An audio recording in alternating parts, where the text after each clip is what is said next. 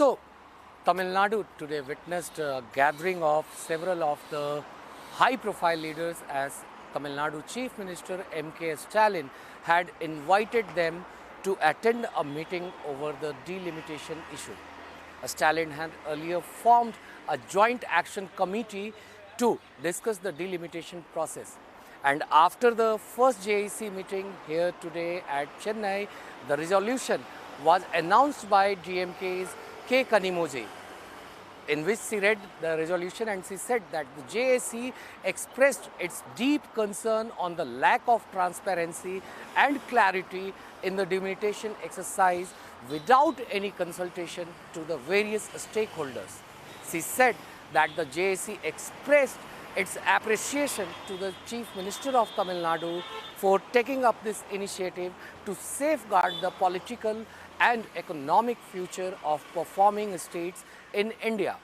She further stated that based on the various points and scenarios put forth by representatives during the discussion, the JAC unanimously resolved that end delimitation exercise carried out by the union government to improve the content or character of our democracy should be carried out transparently, enabling political parties of all states, state governments and other stakeholders to deliberate, discuss and contribute.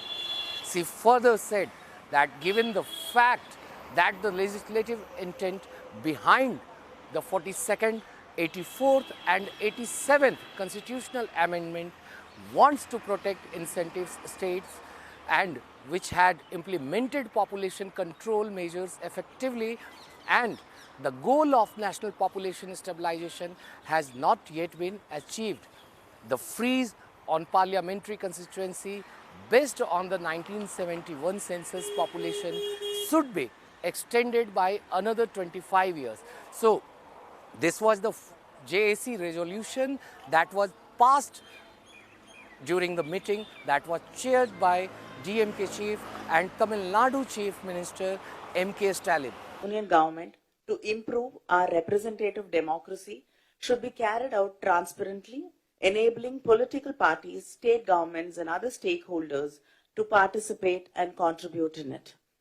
Given the fact that the legislative intent behind the 42nd, 84th and 87th constitutional amendments aimed at national population stabilization has not yet been achieved, the freeze on parliamentary constituencies based on the 1971 census population should be extended by another 25 years through the introduction of necessary constitutional amendments.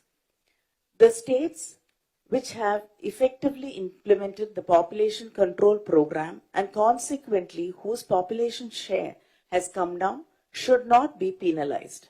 The union government must enact necessary constitutional amendments for this purpose.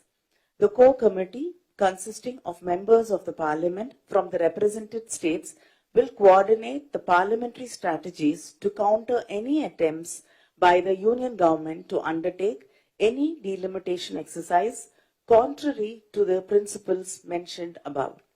The core committees of MPs shall submit a joint.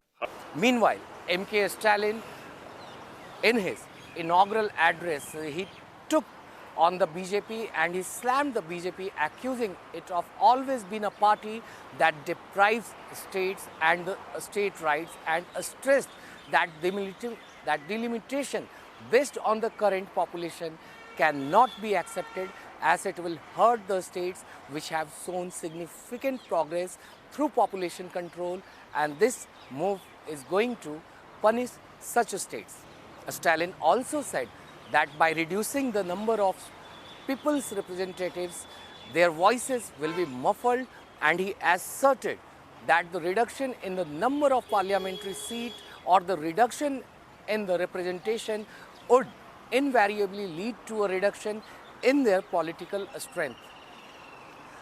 MK Stalin, who is also the DMK chief, while addressing the first session of the Joint Action Committee in Chennai, which was also attended by several of the chief ministers, which included Kerala Chief Minister Pinarayi Vijayan, Telangana Chief Minister A. Revant Reddy, Punjab Chief Minister Bhagwant Mann, and Karnataka Deputy Chief Minister D.K. Shiv Kumar, and several other political leaders, including former Odisha Chief Minister and BJD Chief Naveen Patnaik. Stalin proposed them that the name of this JAC committee should be Fair Delimitation Joint Action Committee. That was also decided that this name should be taken for the JAC committee. Meanwhile, Stalin in his address also said that he would like to welcome all of the guests who have accepted his invitation and gathered in Chennai. Chief ministers, deputy chief ministers, leaders of national and state parties, representatives, ministers, members of parliament from various states present over there in the meeting. He mentioned that their visit has made India realize that we are all united to protect Indian democracy. He also stressed that we have come together to protect Indian democracy and federalism, asserting that each state in India is unique in every way and different languages, whether it's races, religious beliefs, cultures, clothes, food, custom.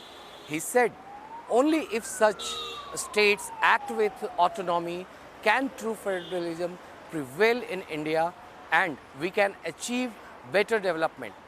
The Tamil Nadu Chief Minister did not stop here, as he highlighted that how India gained freedom only because people from all walks of life fought unitedly against the Britishers, and realizing this, the geniuses who framed the Indian Constitution structured India as a federal union. MK Stalin, in his address to all the political leaders gathered in Chennai, said that although this federal nature has been subjected to multiple tests at various times, democratic organizations and movements have protected it. The Chief Minister further said that the biggest test and danger have come now. So he clearly asserted that how this process of delimitation on the basis of population is going to hurt them, and he further mentioned that it is with this realization that we all have gathered over here. And he said that for me, this day is going to be a very important day in the history of Indian democracy. Stalin further said that the upcoming or the future population-based delimitation of constituencies based on the next census is going to greatly affect a few states. He said that states like Tamil Nadu, which he referred as ours, he mentioned, which have controlled the population through various social initiatives and progressive welfare schemes, will lose their parliamentary representation significantly due to this exercise. He also said that how that is why they all are here at this juncture, where they have to oppose this strongly and formally. So clearly, Stalin took a very firm stand on the delimitation process that the government of India has proposed in the coming years. Stalin also emphasized that we should all be absolutely sure that delimitation based on the current population cannot be accepted. He said that every state here has shown significant progress through population control, and this move is going to punish such states. He also mentioned that how by reducing the number of people's representatives, how their voice will be muffled, and for 2 years. He cited the example of Manipur. He said that how Manipur has been burning for the last 2 years, but their voices for justice are being ignored because they do not have the political strength to attract the attention of the country. So Stalin was very brief on this part, and he asked the leaders, therefore, the reduction in the number of our parliamentary seats or the reduction in our representation would invariably lead to a reduction in our political strength. Meanwhile, Karnataka Deputy Chief Minister D.K. Shivkumar, who was also present in the meeting, he addressed the media and he said that this is not a battle of North versus South, and he then cited the example that how Karnataka, which has the 5% population of entire India, they share around 8.4% of the GDP. So this is the example that he cited, and he further mentioned that how the 82nd amendment, constitutional amendment that was brought in 2001 by the then Atal Bihari Vajpayee government has mentioned that how this delimitation exercise should be stopped for next 25 years, and he then mentioned that that is our demand and that is the way forward to so that the southern states should not lose their political representation in the parliament and their voices will not be muffled in the parliament. It is a fight to reclaim the vision of India as a union of equal states. So on delimitation justice, bicameral balances, physical equality, cultural sovereignty, and unity through collaborations. So a joint action committee has been formed on a fair delimitation. So we have agreed with the name of Fair Delimitation Joint Action Committee as proposed by the Honorable Chief Minister Mrs. Stalin. So I would like to tell you that we will take it forward. We will discuss in the national level also. So whatever we want to protect the federal structure and the constitution, whatever we have, we will see that it has been protected. So I appeal to all of you also. This is a fight to protect each one of us. We have our own history. As I said to you earlier, we are contributing 35% to the national growth, and ultimately our voices has to be upheld. So we don't want anyone to curb our voices and the numbers in the parliament.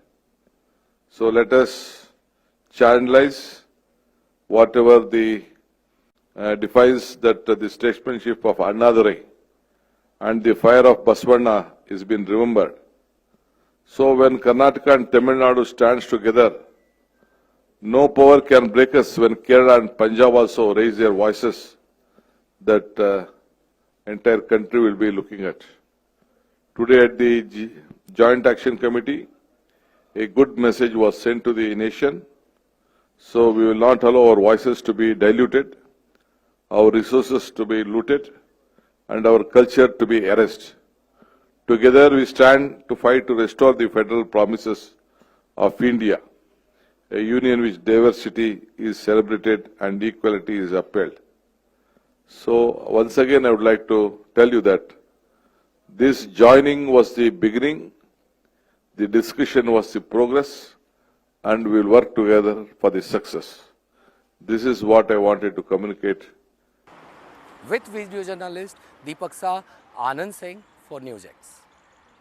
For more such videos, subscribe to the NewsX YouTube channel, hit the bell icon.